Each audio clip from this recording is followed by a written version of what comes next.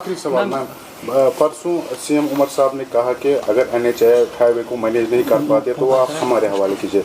वहीं पे उस पर महबूबा मुफ्ती का ये बयान आया कि आप अपनी जिम्मेदारियों से भाग नहीं सकते, उन्होंने उमर अब्दुल्ला कहा। तो वो क्या करती थी जब यहाँ पे अगर स्पेशल पावर एक्ट की बात करें तो मुफ्ती साहब के होते हुए जब वो होम मिनिस्टर थे वो यहाँ पे लगाया गया। ये जब चीफ मिनिस्टर थी तो यहाँ 400 के करीब लोग जो है जिनकी आंखें चली गई, जो डिसेबल हो गए, तो उस वक्त वो कहती थी कि आर्मी मेरे कंट्रोल में नहीं है, ये दिल्ली के कंट्रोल में है।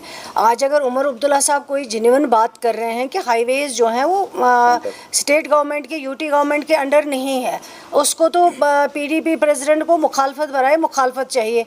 वो हर एक चीज़ के ऊपर क्रिटिसिज्म करती हैं। कोई चीज़ ऐसा बताइए जिसको इसने अप्रिशिएट किया होगा, जो इस सरकार ने इन 1 बरसों में जो अच्छा किया होगा।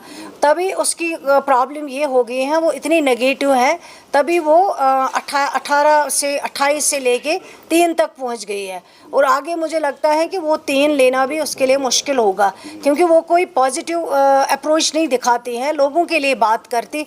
तो उसका क्या मसला है? अगर उमर अब्दुल्ला साहब ने कहा है कि हाईवेज़ जो है वो हमारे कंट्रोल में नहीं है, तो उसने अपनी बेटी को उसने अपनी बेटी को मेमोरेंडम लेके एलजी साहब के पास क्यों भेजा है?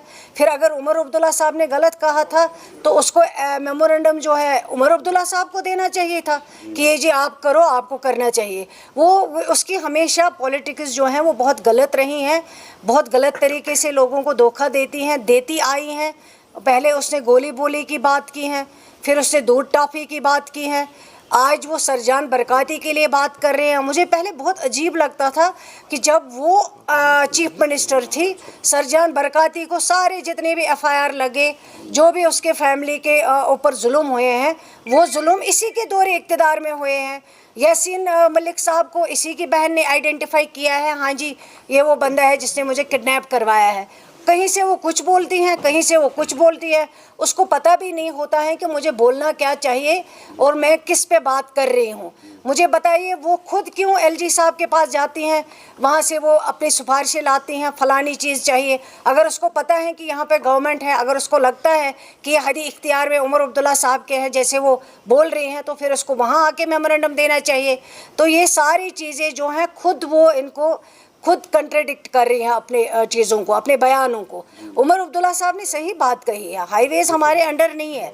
और हमारी जो फ्रूट इंडस्ट्री है, हम सबको दुख है कि फ्रूट इंडस्ट्री हमारी जो बैकबोन है जम्मू कश्मीर की, एक ही चीज़ है आपके पास, वो यहाँ पे हॉर्टिकल्चर सेक्टर है। और इस हॉर्टिकल्चर सेक्टर में कई बरसों से इतना नुकसान हुआ है, सिर्फ आज नहीं हो रहा नुकसान, कई बरसों से नुकसान हो रहा है।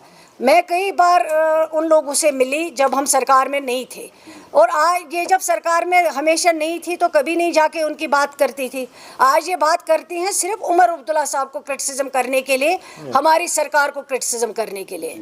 मैम आखिर पे एक सवाल, अगर रुहुल्लाह साहब ने परसों शोपियान में प्रेस कॉन्फ्रेंस दी, उसमें उन्होंने कहा कि लोगों ने जिन पे एतमाद किया, भरोसा किया, शायद वो इलेक्शन के प्रॉमिसेस भूल गए हैं, उनको चाहे वो आप जाग जाए। रुहुल्लाह साहब को भी आपको याद दिलाना चाहिए, उसको भी लोगों ने वोट दिया है, वो भी मेंबर पार्लियामेंट है, पार्टी की टिकट पे लड़ा हुआ है। अगर वो किसी और को कहता है कि आप बात नहीं कर पाए, तो उसको खुद क्या कर रहा हो, उसको खुद बात करनी चाहिए एज मेंबर पार्लियामेंट। अगर उसको पार्टी ने कहीं पे भेजा है, उसको वहाँ जाके बात करनी चाहिए। शुक्रिया।